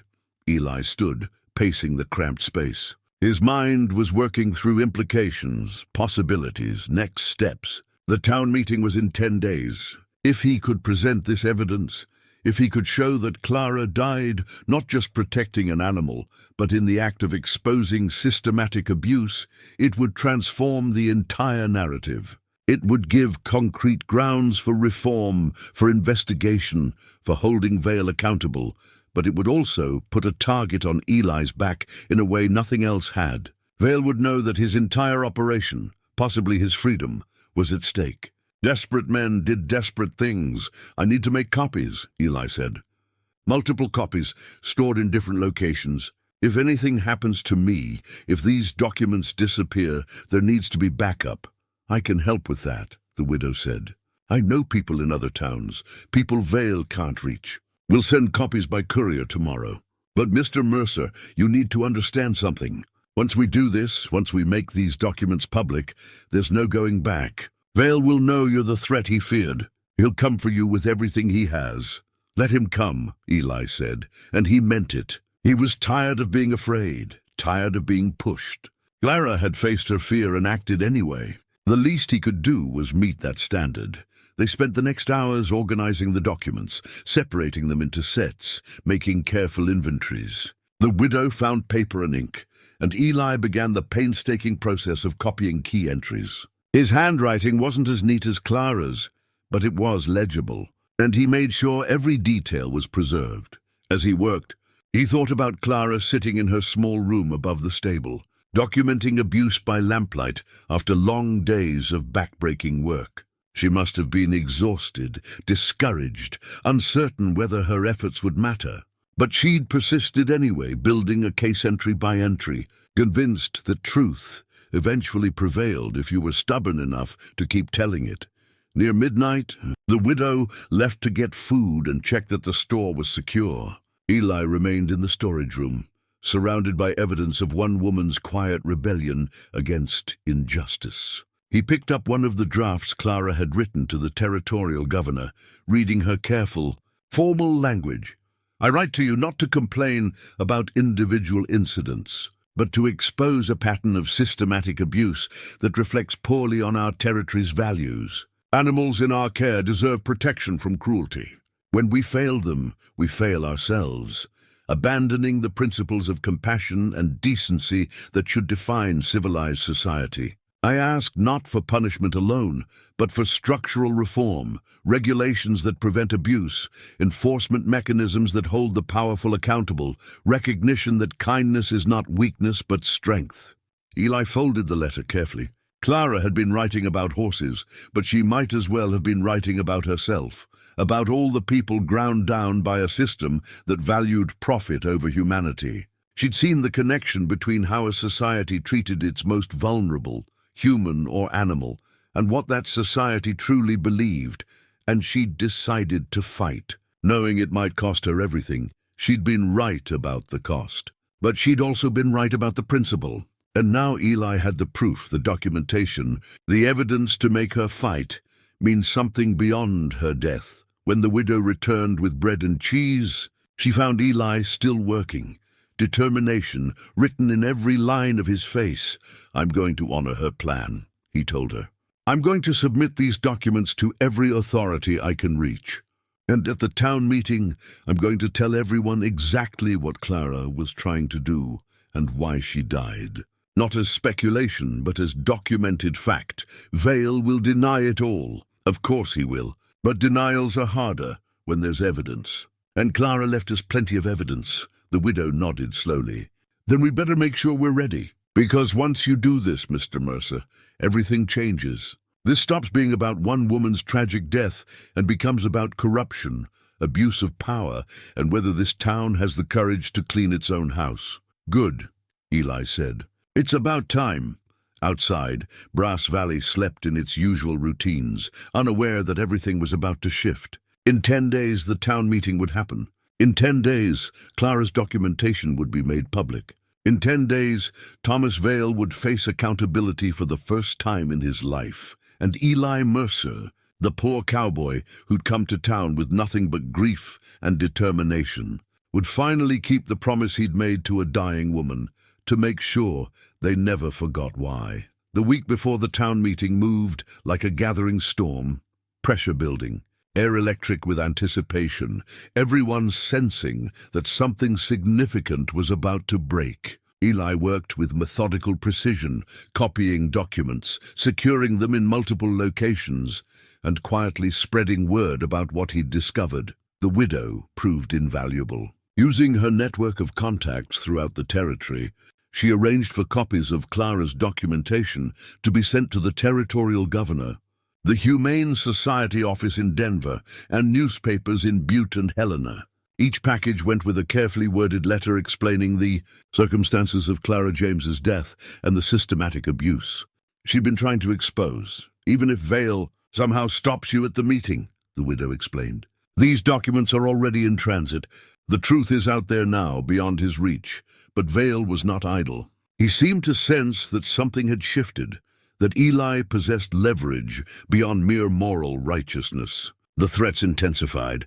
Eli's storage room was broken into one night, nothing stolen, but everything rifled through, a clear message that nowhere was safe. Men began following him openly when he moved through town, not bothering to hide their surveillance. Sheriff Dawson called Eli in for questioning, ostensibly about the boarding house fire. The interrogation was transparent in its purpose, intimidation disguised as procedure. Dawson asked pointed questions about where Eli was staying now, who was helping him, whether he had any plans to leave Brass Valley soon. "I hear you've been talking to people," Dawson said, leaning back in his chair with studied casualness, stirring up sentiment about Miss James's death, making accusations about how things are run in this town. "I've been telling the truth," Eli replied evenly.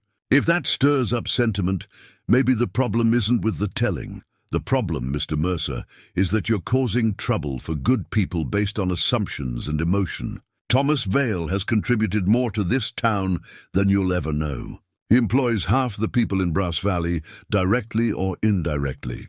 You go after him, you hurt everyone. Clara James worked herself to exhaustion for 8 years and died protecting an animal from being beaten. If telling that story hurts someone's reputation, maybe they earned the hurt." Dawson's expression hardened. "You'd be wise to think about your position here. You've got no job, no property, no ties to this community, except a dead woman who can't help you anymore. Vale could have you arrested for vagrancy right now if he wanted, or trespassing, since you're sleeping in someone else's property without documented permission. The law gives me a lot of latitude when it comes to troublemakers." "Then arrest me," Eli said. "Do it right now. Bring me before a judge, and let's discuss this in a court where there are records and witnesses." That was the challenge Dawson couldn't accept. Arresting Eli would make him a martyr, would draw exactly the kind of attention Vale wanted to avoid.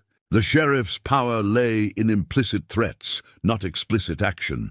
"Just leave town," Dawson said finally, frustration bleeding through his professional demeanor. "There's nothing for you here. Whatever you think you're accomplishing, it's not worth what it's going to cost you. That's not your decision to make." Eli left the sheriff's office knowing he'd won that round, but also knowing it meant Vale would escalate further. Men who couldn't intimidate through official channels tended to turn to unofficial methods. He wasn't wrong. 2 nights later, 3 men caught him on his way back to the general store after visiting Tempest at the stable. They came out of the shadows between buildings, moving with the casual confidence of people who knew no one would intervene. "Mercer," the largest one said, "we got a message for you from Mr. Vale." Eli measured the distance to the store, calculated his chances. Not good. These were working men, ranch hands probably, with the kind of hardness that came from physical labor and harder living. They wouldn't kill him, Vale was smarter than that, but they could hurt him badly enough to keep him from speaking at the meeting. "I'm listening," Eli said, keeping his voice steady. "Mr. Vale says you got something that belongs to him. Some papers. He wants them back." So Vale knew about Clara's documentation. Somehow he'd learned that Eli had found it. That explained the escalation, the desperation. "I don't have anything that belongs to Vale," Eli said. "What I have belonged to Clara James. She meant for it to be shared." "Don't matter what a dead girl meant," the man replied. "Matters what Mr. Vale wants. Now we can do this easy or hard. Your choice." Eli's mind raced through options. He couldn't fight 3 men and win. Running would just delay the confrontation. But if he gave them what they wanted, Clara's evidence would disappear, and everything she'd risked would be for nothing. "Hard, then," Eli said, and braced himself. The first punch caught him in the ribs, driving the air from his lungs. He managed to land a blow of his own, felt his knuckles connect with jawbone. But then they were on him, professional and efficient. They worked him over systematically. Body shots, nothing that would show too obviously on his face. The kind of beating designed to disable without leaving evidence of attempted murder. Eli fought back as much as he could, but it was hopeless. He went down, tasted blood, felt ribs crack under repeated impacts. The beating would have continued until he was unconscious or worse, except for an unexpected intervention. "That's enough." The voice was commanding. backed by the unmistakable sound of a rifle being cocked. The men stepped back, and Eli saw Marcus Webb, the undertaker, standing at the mouth of the alley with his hunting rifle leveled at them. "You boys want to explain what you're doing?"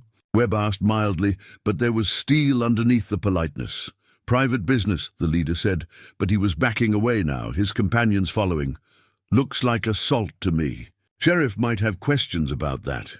"Sheriff knows our business," one of the others muttered. But they were leaving, melting back into the shadows.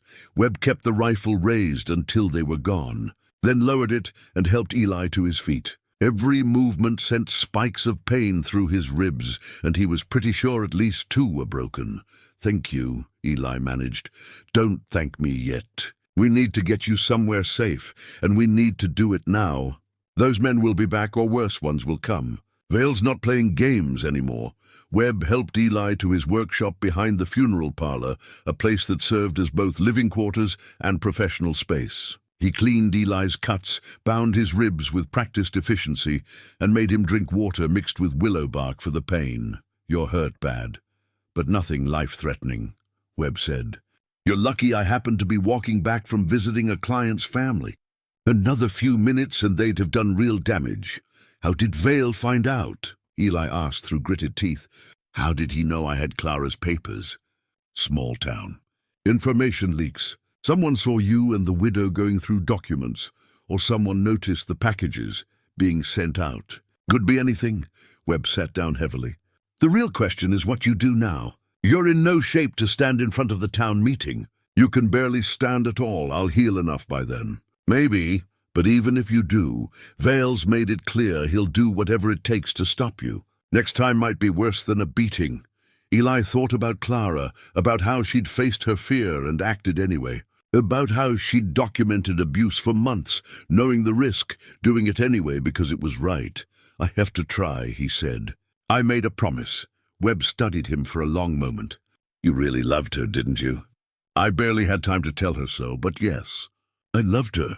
Then I guess you don't have a choice." Webb stood and went to a cabinet, pulling out a bottle of whiskey. He poured 2 glasses and handed one to Eli. "To Clara James. May her courage inspire us all to be better than we are." They drank, and the whiskey burned going down but settled warm in Eli's chest. Outside, night deepened over Brass Valley, and somewhere in the darkness, Vale's men were regrouping, planning their next move. Over the following days, Eli healed slowly. His ribs pained him with every breath, and bruises mottled his torso in shades of purple and yellow. But he could move, could think, could prepare. The widow kept him supplied with food and news. Word of the beating had spread, and opinion in town was shifting subtly. People might have dismissed one poor cowboy's grievances, but violence directed at someone speaking truth had a way of making people reconsider their positions. The petition calling for labor reforms had gained signatures, more than expected. Merchants, workers, even a few of the smaller ranchers had signed, their collective courage building on Eli's example.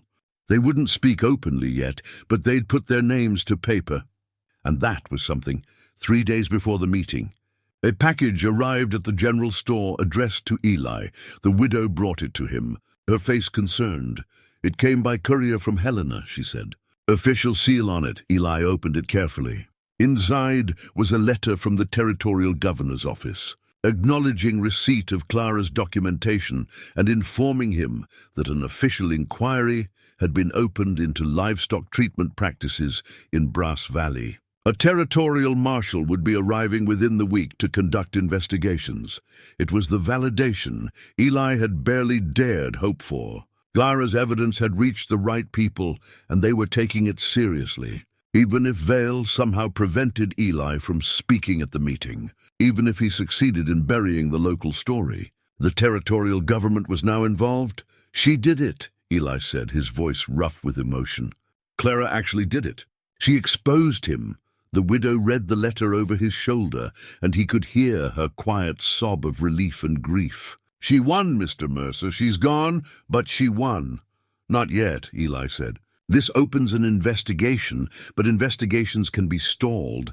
Evidence can disappear. Witnesses can be intimidated. We still need to speak at that meeting, still need to make it public locally. The more people who know, the harder it is for Vale to bury it. Vale will have seen this coming.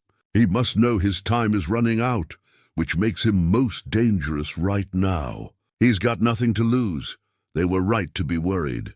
The day before the meeting, Vale made his final move.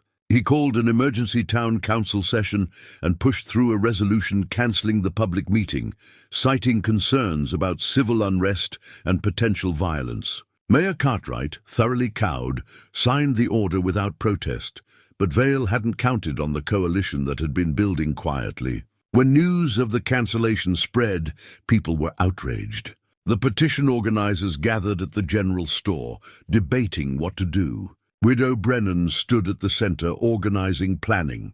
"We'll hold the meeting anyway," she declared, "without official sanction if necessary. We'll gather in the town square, and anyone who wants to speak can speak. They can't arrest us all for having a conversation in public. It was technically legal, but socially radical. An unauthorized public gathering would be seen as defiance of the town's authority structure. People could lose businesses, jobs, standing, but the mood had shifted enough that more than 50 people committed to attending. Eli listened to the planning from his cot in Webb's workshop, his ribs still aching, but his spirit lifted by the courage around him. Clara had started this with her quiet documentation and her sacrifice, but it had grown beyond her, beyond him, into something bigger, a community finding its voice and demanding better. The night before the gathering, Eli sat at Webb's desk and wrote out what he wanted to say. Not a speech exactly, but an accounting. Clara's story, her documentation, what it revealed about their town, and what it demanded of them going forward. He wrote about courage and complicity, about how silence in the face of injustice made you part of the injustice. He wrote until his hand cramped and the lamp burned low. And when he finally slept, Clara visited his dreams, not as she died broken and bleeding, but as he'd known her best, standing in the stable at dusk, her hand on a horse's neck, humming softly, at peace with who she was. Tomorrow, he told her shade, and she seemed to nod, satisfied. Tomorrow, they would honor her properly. Tomorrow, Brass Valley would face itself. Tomorrow, change would come, whether the powerful wanted it or not. The town square filled with people as the morning sun climbed higher. They came despite the cancellation, despite the implicit threats, despite everything that should have kept them home and quiet. More than 100 gathered, then 200, then more. Workers stood alongside merchants. Women brought their children. Even a few of the smaller ranchers appeared, standing at the edges, witnessing.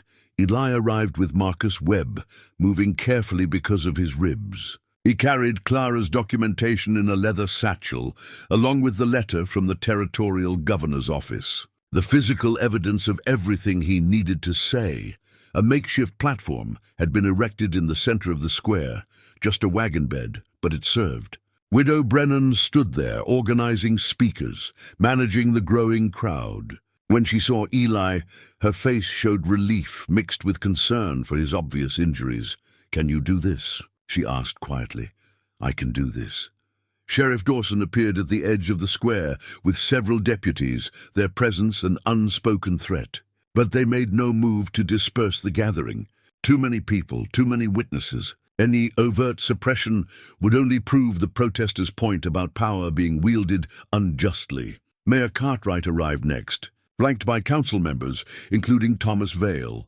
They positioned themselves prominently, a counter-demonstration of official authority. Vale's face was stone, but Eli could read the calculation in his eyes. The man was assessing, planning, looking for any advantage.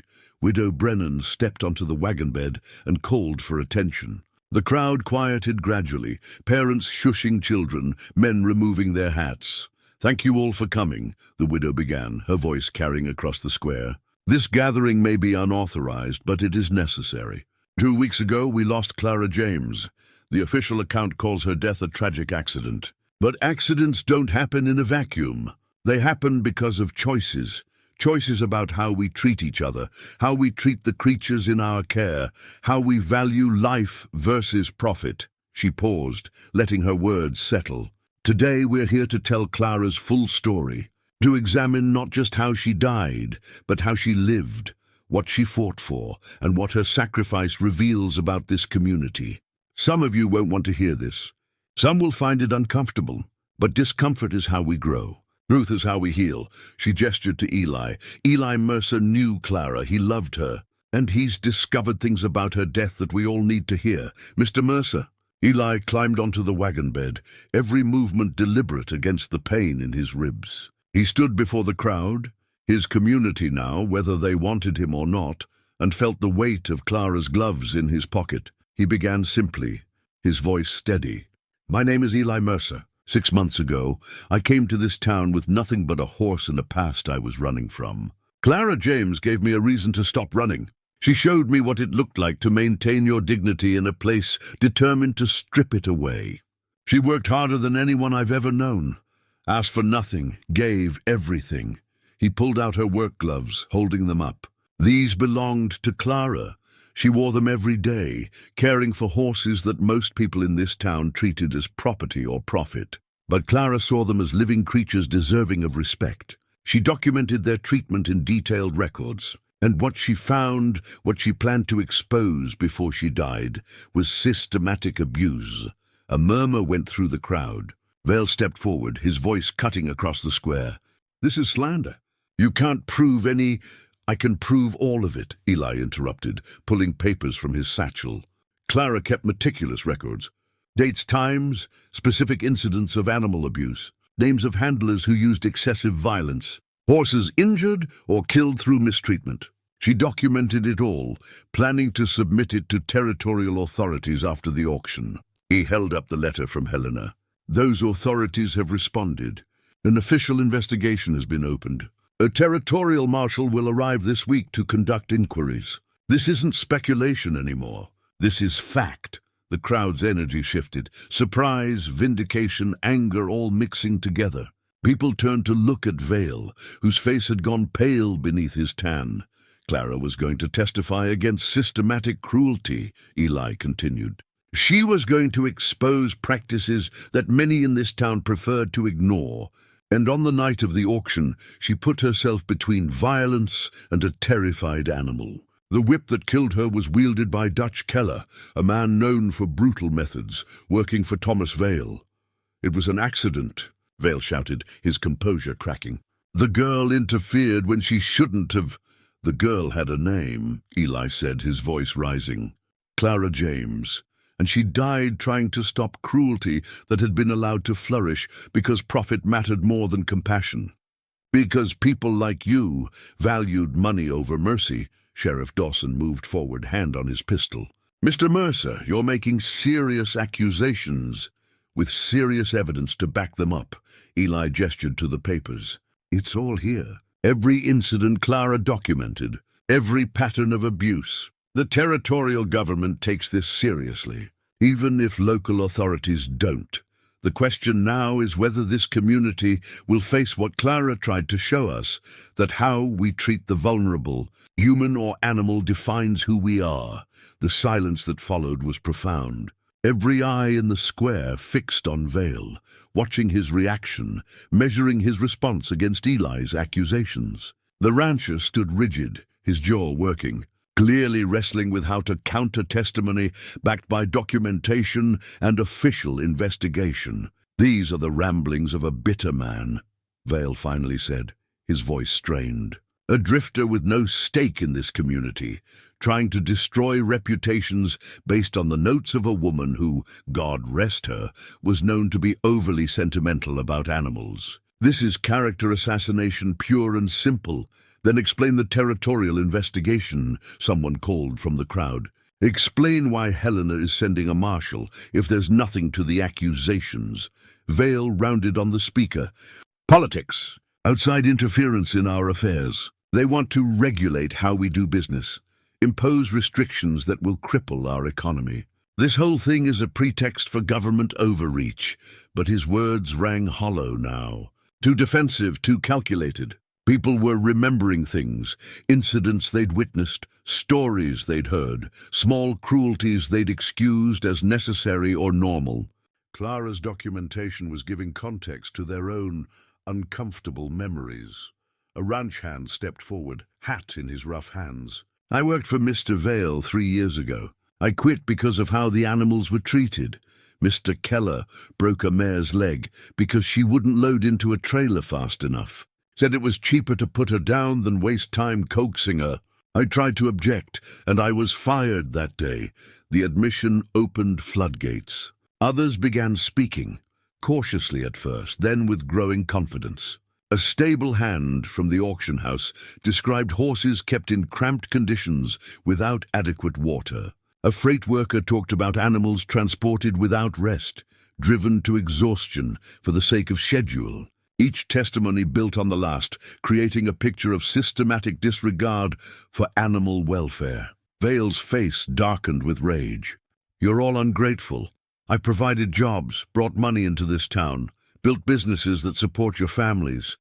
And this is how you repay me? By believing the word of a nobody over a man who's given everything to this community."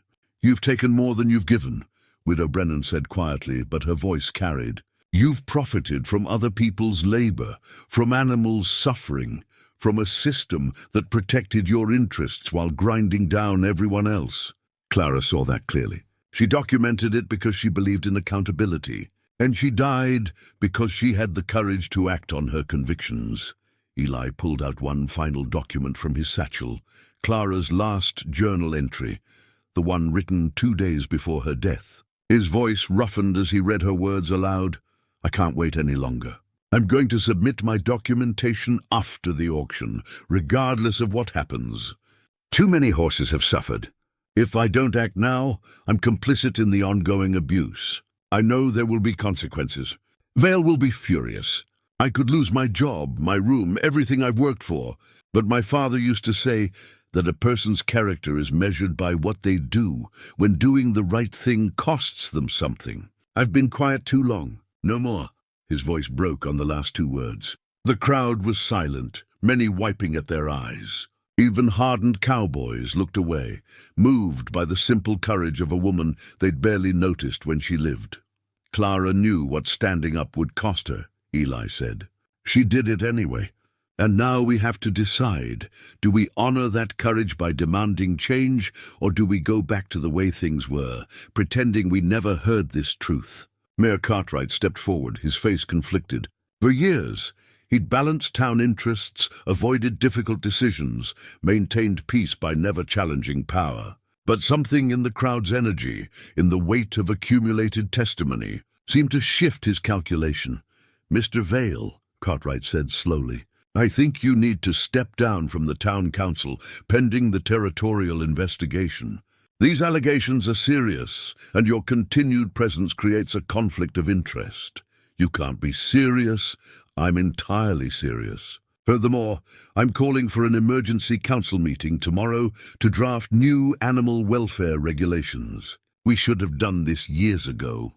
Miss James's documentation makes that painfully clear." Vale's face purpled with fury. "You're all fools. Every one of you. You think you can run this town without me. My money, my businesses, you'll regret this." "Maybe," Widow Brennan said, "but we'll regret staying silent more."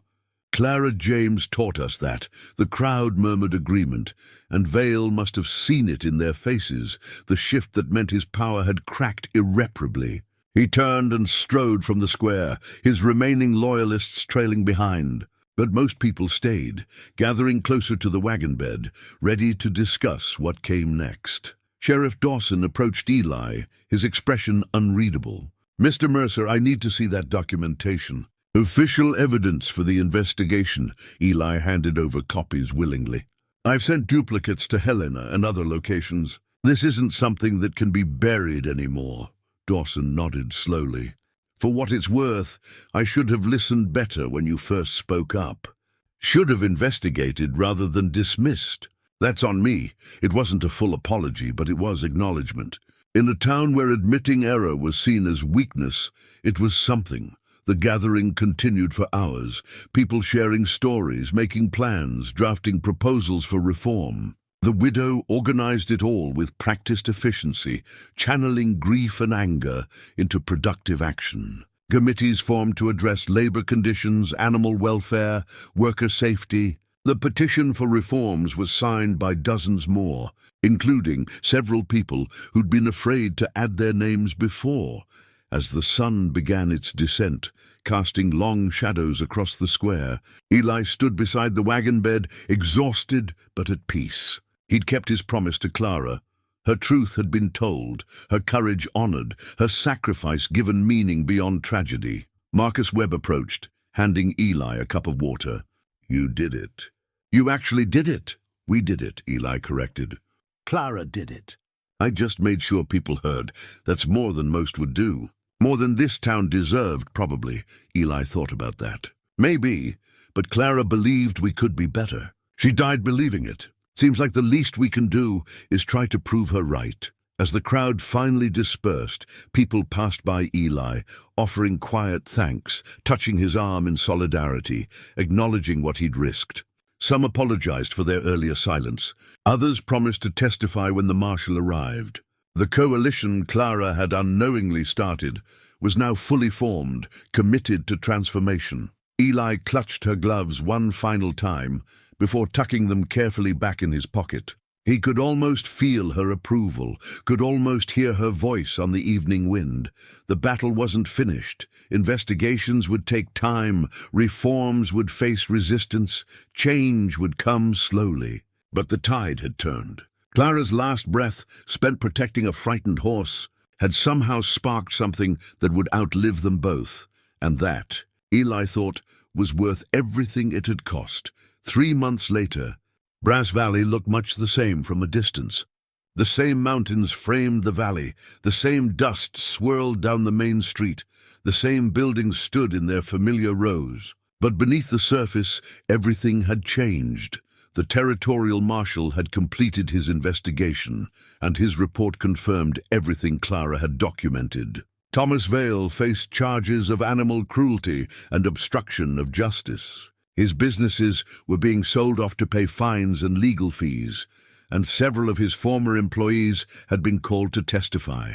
Dutch Keller had been found working under an assumed name in Wyoming and extradited back to face charges for Clara's death. The legal proceedings would take years, but accountability was finally in motion.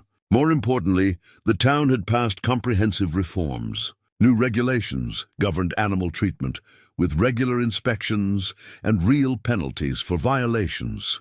A workers' commission had been established to hear grievances and mediate disputes. Wages had been standardized across industries, with minimums that ensured people could actually live on their earnings. It wasn't perfect, nothing ever was, but it was progress born of Clara's courage and the community's willingness to finally face uncomfortable truths. Eli stood in the cemetery on a cool autumn morning, looking down at Clara's grave. It had a proper headstone now, paid for by community subscription. The inscription was simple but true. Clara James, 1861-1891. She stood between cruelty and innocence. Her courage changed us all. He wasn't alone. Widow Brennan stood beside him, along with Marcus Webb and several others who'd become friends in the crucible of the past months. They came regularly, these people who'd barely known Clara in life, but honored her fiercely in death. "The territorial governor is sending a commendation," the widow said, recognizing Clara's documentation as instrumental in reforming livestock practices across Montana. "It'll be presented at a ceremony next month. She would have hated the attention," Eli said, with a sad smile. "But she'd have been glad about the reforms." "Speaking of which," Webb added, "the town council voted last night. They're establishing an annual award in Clara's name, given to someone who demonstrates courage in standing up for the vulnerable." "You're receiving the first one," Eli shook his head. "I didn't do anything special, just kept a promise." "That's exactly what makes it special," the widow replied. "Most people break promises when keeping them gets difficult. You didn't, And because you didn't, everything else followed.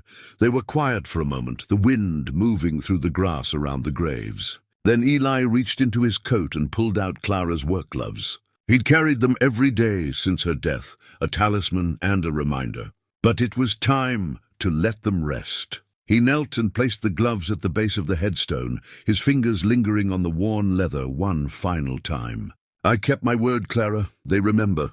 They'll keep remembering. I promise you that.